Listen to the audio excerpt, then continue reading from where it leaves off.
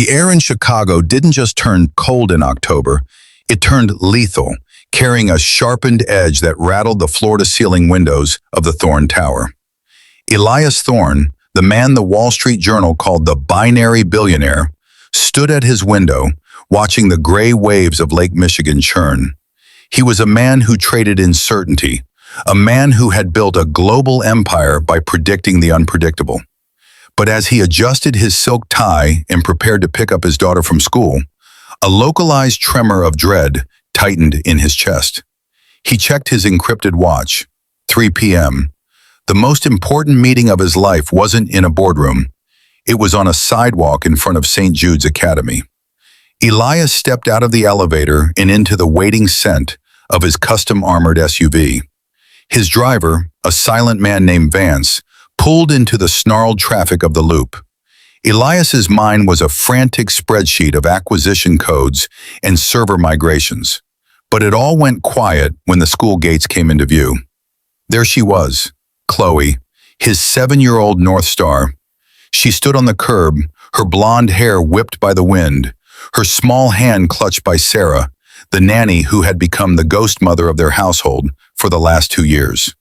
Sarah looked perfect, bespoke wool coat, professional bun, a smile that radiated Midwestern warmth. But as the SUV slowed to a crawl, Elias saw Chloe's eyes. They weren't looking at him. They were fixed on the reflection in the car's tinted window. As Elias opened the door, Chloe didn't run for her usual hug. She dropped her stuffed rabbit, and as she bent to retrieve it, her fingers danced in a frantic, low-profile blur against her knee. It was a microsign, a private language Elias had taught her for emergencies they both hoped would never happen. Her small thumb tucked into her palm, her pinky flicked twice toward Sarah's right pocket. "Help me," she signed with terrifying fluidity. "She has a weapon." The world stopped. The sounds of Chicago, the sirens, the wind, the distant rumble of the L train, faded into a high-pitched ring. Elias looked at Sarah's pocket. There was no bulge of a pistol, no glint of steel, but Sarah's hand was anchored there, her knuckles white. The woman who had tucked his daughter into bed for 700 nights was no longer a caregiver. She was a predator, and the trap had just snapped shut. The air in the SUV, usually a sanctuary of hushed leather and whispered ASL conversations, turned into a pressurized coffin. Elias Thorne, his heart now a frantic drum against his ribs, forced a smile at Chloe, a silent command for her to keep her poker face. Sarah, the nanny, was now at the passenger window, her smile stretching into something predatory. "Leaving so soon, Mr. Thorne?" Her voice, usually soft, now had an unnerving metallic edge. Before Elias could respond, a soft, almost imperceptible click echoed through the luxury cabin. The doors, custom armored and designed to withstand a breach, sealed shut from the outside. Elias instinctively reached for the internal release, but it was dead. The tinted windows, designed for privacy, now offered a suffocating one-way mirror, reflecting only his mounting panic. He glanced at Chloe, whose wide, innocent eyes were fixed on Sarah. His daughter was silent, but her small hand, tucked under her chin, was subtly signing, "Lock, no escape." Elias's mind raced. This wasn't a random mugging. This was sophisticated, surgical. Sarah wasn't just an employee, she was an infiltrator, an architect of his undoing, now unveiling her blueprint. "No need to look so surprised, Elias," Sarah purred, her voice amplified through a discreet speaker, echoing within the confined space. "You taught me everything I needed to know about secure systems."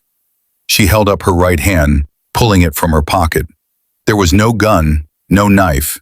Instead, glinting in the pale afternoon sun, was a sleek, obsidian black device, no bigger than a credit card, but with a complex array of microlasers and biometric scanners. It was a Thorne Tech prototype, a biometric key Elias had designed himself. "This," she continued, her voice dripping with satisfaction, "isn't a weapon for Chloe. It's the key to your entire empire. And now I have your fingerprint, your retinal scan, your voice print, every layer of your impenetrable security unlocked.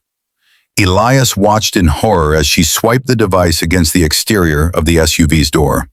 A soft whirring sound, and then the car's infotainment system flickered, displaying a chilling message in blood-red text.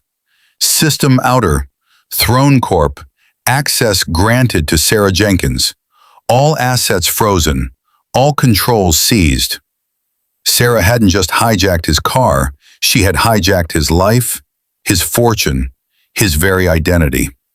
As the full weight of her betrayal crashed down on him, Elias looked at Chloe. His daughter, who had signed weapon, had understood the true nature of the threat. But what he saw in Chloe's eyes now wasn't just fear. It was a glimmer of something cold, something almost knowing. The thought, fleeting and horrifying, whispered through his mind. Was Chloe just a victim, or was she a player in a game he hadn't even known was being played? The luxury SUV sat idling at the curb, a silent fortress turned into a high-tech prison. Outside, the world continued its indifferent march. Parents and children walked past, oblivious to the digital execution happening inches away. Elias watched through the reinforced glass as Sarah adjusted her coat, her face a mask of cold triumph. "You ruined my father, Elias," she whispered, her voice vibrating through the vehicle's intercom. "Arthur Jenkins. You remember him, don't you? The man who built the foundation of your cloud storage? You didn't just buy him out, you erased him. He died in a state hospital while you were buying your first yacht." The revelation hit Elias like a physical blow. Arthur Jenkins had been his mentor, then his rival, and finally, his victim in a hostile takeover that had been legal but ruthless. Sarah wasn't just a disgruntled nanny, she was the legacy of his greatest sin. She tapped the black biometric device against the glass. "I didn't take this job for the salary, Elias. I took it for the proximity. For 2 years I've been harvesting your life. Every time you touched Chloe's tablet, every time you spoke into your secure home office, I was there. I am the daughter you orphaned, taking back the inheritance you stole." Inside the cabin, the digital displays began to bleed red. Elias watched helplessly as his personal bank accounts, the ones meant for Chloe's trust, began to drain. The numbers spiraled downward toward zero. Thorntech stock prices flickered on the dashboard screen, plummeting as Sarah executed a series of unauthorized, catastrophic sell orders. He was being liquidated in real time. He turned to Chloe, reaching for her hand, his voice cracking. "Chloe, I'm so sorry. I'll get us out of this." But Chloe didn't move. She didn't cry. She sat perfectly still, her gaze fixed on the biometric device in Sarah's hand. For a terrifying moment, Elias saw a flash of his own coldness in her eyes, the analytical, detached stare of a master chess player. She slowly lifted her hands, shielded by the shadow of the seat, and signed a single, cryptic command to her father. "Let her take it. The door is open, but the floor is gone." Before Elias could ask what she meant, the SUV's engine roared to life on its own, and the GPS shifted to a destination that made Elias's stomach turn, the very bridge where his wife had lost her life 3 years ago. The SUV lunged away from the curb, not under the control of a human hand, but steered by the cold, invisible fingers of a remote hack. Elias slammed his boots against the floorboards, searching for a manual brake that had been digitally severed. Outside, Sarah stood on the sidewalk, a shrinking figure in the rearview mirror, her face illuminated by the glow of the biometric device. She wasn't just watching them leave, she was officiating a funeral. The vehicle wove through Chicago traffic with terrifying robotic precision, ignoring red lights and swerving around panicked pedestrians as if the city were nothing more than a simulation. "Chloe, stay down!" Elias shouted, his voice hoarse. He threw his weight against the door, but the reinforced titanium latches didn't budge. He looked at the dashboard. The speedometer was climbing, 50, 60, 70 miles per hour. The GPS was locked. They were screaming toward the Lakeshore Drive Bridge, the exact location where a mechanical failure had sent his wife's car plunging into the icy depths 3 years ago. The parallels were too perfect to be accidental. This wasn't just a corporate coup, it was a poetic execution. Sarah wanted Elias to die the same way his wife had, leaving the Thorn Empire to be picked clean by the rightful heirs. But as the bridge came into view, Chloe did something that stopped the air in Elias's lungs. She didn't hide. She didn't scream. She reached into her school bag and pulled out a small, modified tablet, one Elias had given her to practice her ASL games. Her small fingers flew across the screen, not in the patterns of a child playing, but with the rhythmic, aggressive speed of a high-level coder. Lines of green text began to scroll over the red system override warnings on the dashboard. Chloe wasn't just watching the hack, she was counterattacking. Elias watched, mesmerized and horrified, as his 7-year-old daughter bypassed 3 layers of Thorn Tech encryption that had taken his best engineers years to build. "Chloe, how?" he whispered. She didn't look up. Her face was a mask of absolute, chilling focus. On the tablet screen, a file name flickered. Project Lazarus. It was a hidden back door Elias had built into the company's mainframe for emergencies, a secret he had never told a soul. Yet Chloe was using it as if she had written the code herself. As the SUV reached the crest of the bridge, the tires suddenly screeched, the steering wheel spun violently to the left, and the car slammed into a controlled skid, coming to a dead stop inches from the concrete barrier. The silence that followed was deafening. Chloe turned to her father, her hands moving slowly, deliberately. "I didn't just watch you code, Dad. I watched her passwords, and I found Mom's deleted files." The silence inside the SUV was heavy, vibrating with the cooling of the engine and the terrifying weight of Chloe's revelation. Outside, the rain began to lash against the glass, blurring the Chicago skyline into a smudge of charcoal and neon. Elias looked at his daughter, his hands trembling. The Steel King was unraveling. "Mom's deleted files?" he repeated, his voice barely a whisper. "Chloe, what did you find?" Chloe didn't answer with words. She tapped her tablet, and the car's head-up display projected a series of grainy, recovered documents onto the windshield. They were encrypted logs from the night of the accident, data packets that should have been incinerated by the crash. Elias's breath hitched as he recognized the timestamps. They showed a remote connection to his wife's vehicle 10 minutes before she went over the edge. But the IP address wasn't Sarah's. It was an internal Thorn Tech signal originating from the penthouse office. His office. The data began to scroll faster, revealing a string of frantic, outgoing messages from his wife, Elena, to a private investigator. "He's not who he says he is," one read. "The Jenkins takeover wasn't just business. It was a cover-up. If I don't make it to the meeting, look in the silence." Elias felt the world tilt. He had always believed Elena's death was a tragic malfunction, a fluke of engineering that he had spent years trying to perfect so it would never happen again.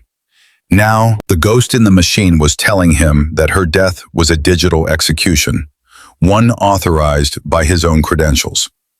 Chloe turned to him, her expression unreadable, her small hands moving with a cold, surgical precision. "Sarah thinks she's the one seeking justice," she signed, her eyes locked onto his. "She thinks she's the hero of this story because you took her father's life. But she's just a distraction. She was hired to be the nanny because she was easy to blame." Elias felt a cold sweat break across his brow. He looked at the projection of his wife's final words on the glass. He realized that the logic bomb Chloe had planted wasn't just to stop Sarah. It was to trap the person who had really sent the signal 3 years ago. As a black sedan pulled up behind them on the bridge, Chloe signed one last thing. "The real weapon isn't in Sarah's pocket, Dad. It's the truth about why Mom was afraid of you. The black sedan didn't park. It glided to a halt like a shark in dark water. The driver's side door opened, and a man stepped out into the freezing Chicago rain. It was Arthur Vane, the chairman of the board and Elias's oldest mentor. He walked toward the SUV with the casual gait of a man who already owned the ground he stood on. Through the rain-streaked windshield, Elias watched the man he had trusted with his empire approach the car that was supposed to be his tomb. "Open the door, Elias," Vane's voice crackled over the emergency frequency. The girl's little stunt with the code was impressive, but you can't outrun a ghost. Sarah was just the blunt instrument. I needed someone with a motive, someone the police would believe had a reason to kill a Thorne. Vane tapped his ring against the glass. Elena was getting too close to the truth about the Jenkins acquisition. She found out the merger was actually a laundering scheme for the board. I couldn't let her burn the house down, and I can't let you keep the keys anymore. Inside the car, Elias felt the walls closing in. Vane wasn't just a traitor. He was the puppeteer who had orchestrated the accident 3 years ago, using Elias's own administrative codes to frame him if things ever went south. But as Vane reached for a handheld override device, Chloe leaned forward. She wasn't looking at Vane. She was looking at the tablet. A live feed showed the Thorne Tech server room. A progress bar was at 98%. Chloe's hands moved with a ferocity that made Elias's heart ache. "He thinks he's the architect," she signed, her eyes glowing with a dark, brilliant fire. But he forgot that in a silent world, you learn to record everything. With a final tap, the progress bar hit 100%. Suddenly, every jumbotron in Times Square, every news ticker on Wall Street, and every phone in the Thorne Tech network bypassed their locks. The video of Vane admitting to the murder of Elena Thorne, captured by the SUV's internal black box microphones and transmitted by Chloe, began to play for the world to see. Vane froze, his face turning ashen as his own phone began to scream with alerts. The hunter had just become the most wanted man on the planet, and the silent witness had finally spoken. The bridge was suddenly washed in a strobe light of sapphire and crimson. Sirens wailed, bouncing off the steel girders as a dozen Chicago PD cruisers boxed in the sedan and the SUV. Arthur Vane stood frozen, his hands still hovering over the override device. For a man who had spent 40 years manipulating the shadows of Wall Street, the sudden glare of reality was blinding. He looked at the jumbotron on the nearby building, where his own confession was looping in high-definition glory. The titan of industry looked small, withered by the weight of his own words. Officers swarmed the scene, weapons drawn. They didn't move toward Elias first, they moved toward Vane. The digital evidence Chloe had broadcast was so irrefutable that the arrest was immediate and violent. As Vane was shoved against the hood of his sedan, he turned his head, screaming toward the SUV, "You're just as guilty, Elias. You signed the papers. You knew where the money came from." Elias sat behind the wheel, his hands still trembling. He looked at the documents on the dash, the Jenkins acquisition. He realized Vane was right. He had been so blinded by ambition that he had ignored the blood on the ink. Inside the cabin, Chloe sat perfectly still as an officer tapped on the glass, signaling for them to step out. Elias turned to her, tears finally breaking through his mask. "Chloe, I didn't know he killed her, I swear." He reached for her, but she pulled back, her back pressed against the door. The warmth they had shared minutes ago during the logic bomb was gone, replaced by a chilling, clinical distance. Chloe raised her hands, her signs slow and deliberate, each one hitting Elias harder than the last. "You didn't pull the trigger, Dad," she signed, her eyes reflecting the spinning police lights. "But you built the gun. You chose the empire over the truth every time Mom tried to tell you something was wrong. You were so busy being a billionaire that you let a murderer sit at our dinner table for 3 years." She opened the car door and stepped out into the rain, leaving Elias alone in the driver's seat of a car that was no longer a prison, but a mirror reflecting the man he had become. The rain didn't wash away the guilt, it only made the shadows deeper. While the police processed the scene on the bridge, Elias received a frantic, encrypted ping on his backup device. It was a live GPS feed from a burner phone he'd once given Sarah for emergencies. She wasn't at the school, and she wasn't at Thorn Tower. She was at the Oak Ridge Private Hospital, the same facility where her father, Arthur Jenkins, had allegedly died 3 years ago. Elias drove through the city like a man possessed, Chloe silent and watchful beside him. He expected to find Sarah fleeing, but when he burst into the dimly lit room 402, he found her sitting by a bed.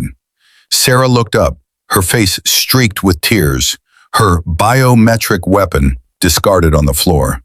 In the bed lay a man, frail and connected to a ventilator, but very much alive. It was Arthur Jenkins.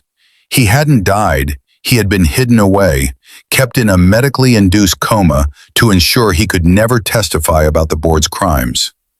He was the leverage, Sarah whispered, her voice hollow. Vane told me if I didn't help frame you, he'd pull the plug. I wasn't trying to destroy your empire, Elias. I was trying to buy his life back. The realization was a jagged blade in Elias's gut. The corporate coup was a desperate ransom, but as he stepped forward to offer help, the hospital room door clicked shut. A red light flickered on the security camera in the corner. Suddenly, every screen in the room, the heart monitor, the television, the tablet, displayed a single, terrifying image. A live countdown. A third player, someone deeper in the Thorn Tech infrastructure than even Vane, had been watching.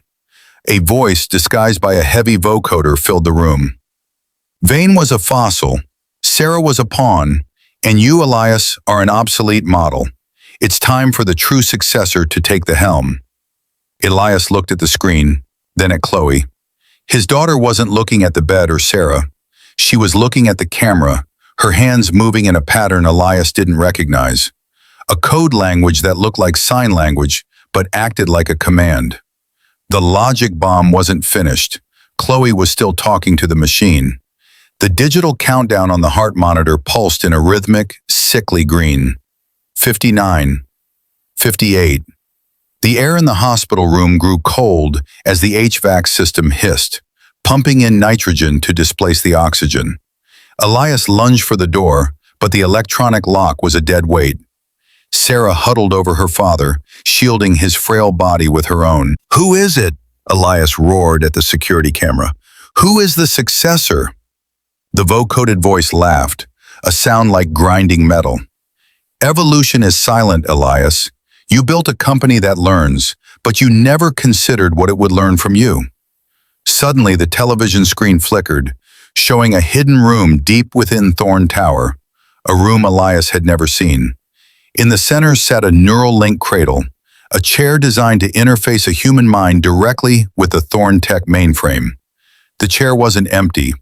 A young man, barely 20, sat there, his eyes rolled back as data streams pulsed through fiber optic cables connected to his temples.